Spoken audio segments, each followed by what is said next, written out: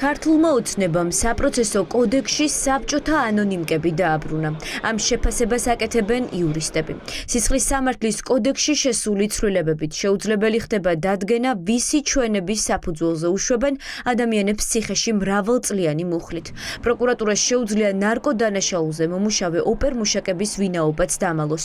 ანუ ადამიანი უვადო მუხლით ციხეში ისე გაუშვან, რომ მის საქმეზე პატაკის შემდგენი პოლიციელის ვინაობაც არ გათქვან. აი ამ ცვლილებებს ჩვენ ვამუშავებთ და უახლოეს პერიოდში გვექნება შეფასება ესეთ სისხლის სამართლის კანონმდებლობაში შესატანი უკვე განხილული ცვლილებები, ასევე ძალიან მძიმე არის ეს ყველაფერი რამდენიმე თვის განმავლობაში, იმდენად ინტენსიური არის დაჩქარებული წესით ასეთ ცვლილებების შეტანა, რომ უკვე სათვალავით შეიძლება ადამიანს აერიოს ყოველ რაღაც კვირა ახალ-ახალი ინიციატივები შემოდის, რომელიც ზღუდავს სხვა უფლებას. ოცნების პარლამენტმა საპროცესო კოდექსში ცვლილებები დაჩქარებული წესით მიიღო. 2 დღეში 3 მოსმენით დაუჭირეს მხარი ფარულ და ოპერატიულ საგამოძიებო მოქმედებებში მონაწილე პირების ვინაობის დაფარვის შესაძლებლობას. იურისტებს აქვთ ეჭვი, რომ ამ კანონის მიღებას კონკრეტული მიზანი აქვს. გაუხსნას გზა ნარკოტიკების ტოტალურ ჩადებებს, ისე რომ შემსრულებლების ვინაობა საჯარო არ გახდეს.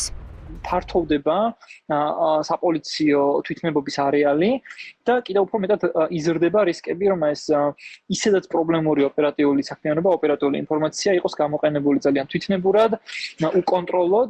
ერთ-ერთი ყველაზე აქტუალური დანაშაული, რომელსაც ემართება არის ნარკოტიკული დანაშაული და ასევე იარაღის უკანონტარებასთან დაკავშირებული დანაშაულები. თუ აქამდე პროკურატურის მოწმე გამომძიებელი სასამართლოზე ყვებოდა, რომ მას ბრალდებულზე ოპერატიული ინფორმაცია სანდო წყარო მიაწოდა, ახლა სასამართლო ამ უცნობი ინფორმატორის ჩვენებასაც მოისმენს.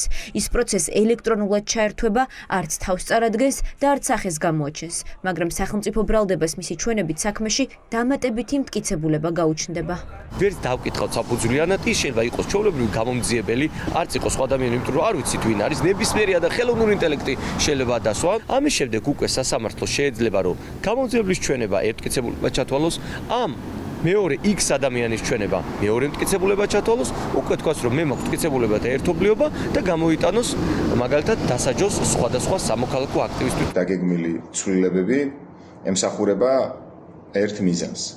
მაქსიმალურად დამალონ იმ პოლიციელთა ვინაობა, ვინც იძლევა ცრუ ჩვენებებს, ვინც ეწევა მტკიცებულებების ფალსიფიკაციას და ამ ცვლილებების გამოყენებას შეეცდებიან, ბუნებრივია, დემონსტრანტების, აქტივისტების წინააღმდეგ. ოცნების პარლამენტმა ცვლილებები შეიტანა ადმინისტრაციული სამართალდარღვევის კოდექსშიც. დღეიდან ციხეში გაუშვებენ ყველას, ვინც აქციაზე ყოფნის გამო ან სოციალურ ქსელში გამოქვეყნებული კრიტიკული პოსტის გამო დაჯარიმდება. თუ მოქალაქე ჯარიმას არ გადაიხდის, მეორედ მას უკვე აღარ დააჯარიმებენ და ადმინისტრაციულ პატიმრობაში გაუშვებენ.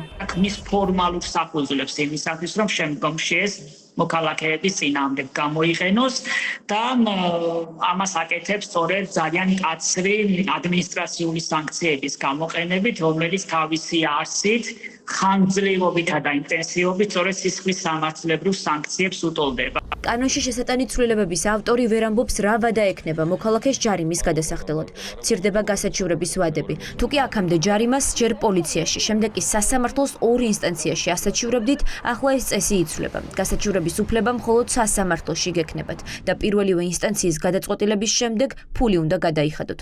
სააპელაციოში გასაჩივრება ჯარიმის გადახდის ვალდებულებას არ აჩერებს. თქვენს კითხვა კი ისე კი არ უნდა დასვათ, რომ რამდენ ხანში არ უნდა გადაიხადოთ. თქვენ კითხვა უნდა დასვათ და საზოგადოებასაც უნდა მოუწოდოთ, რომ თავიანთი აზრი, თავიანთი შეხედულებები დააფიქსირონ კანონით გათვალისწინებულ ჩარჩოებში. ამიტომ არის შემოთავაზებული სრულება, რომ ადამიანები, რომლებიც ჯიუტად არ იხდიან შესაბამის გადასახდელს, რომ კიდევ კვლავ ჩაიდენენ შესაბამის დარღვევას, მათ მოუწევთ პასუხისმგებლობა უკვე ადმინისტრაციული პატიმრობის სახით. იურისტები ფიქრობენ, რომ ამ ახალ რეგულაციებს აღსრულება არ უწევია, რადგან ამდენი ადამიანის დასაპატიმრებლად ფიზიკურად არ არსებობს ადგილები იზოლატორში. ამიტომ ხალხის დასჯის მცდელობა ისევ ფუჭი იქნება. 30 დღე, 20 დღე და რაღაცა 40 დღე არის ძალიან დიდი ვადა, ამას სჭირდება ძალიან დიდი ინფრასტრუქტურა, რომელიც არ აქვთ, ვიცით რომ არ აქვთ, იმიტომ რომ ნოემბრის და დეკემბრის აქციების დროს, როდესაც იჭერდნენ ადამიანებს, ფიზიკურად ადგილი არ ყოფნიდათ და ნუ რეგიონებში უშვებდნენ, მე იქაც არ ყოფნიდათ ადგილი, გვინახავს ასევე იქვე გათავისუფლებული ადამიანები. ეს ადგილები ბუნებრივი არ ეყოფათ ეს მასობრივი დაჭერებისთვის, ალბათ საჩვენებლად რამდენიმეს დაიჭერენ, თუმცა მასობრივი აღსრულებისთვის არ ეყოფათ. საქალაქო სასამართლოს ადმინისტრაციული კოლეგიის სულ 7 მოსამართლე ყავს. იმ შემთხვევაშიც კი თუ ისინი მხოლოდ აქციის მონაწილეების საქმეებს აიღებენ, ყველა სამართალ დარღვევის განხილვას თვეები დასჭირდება.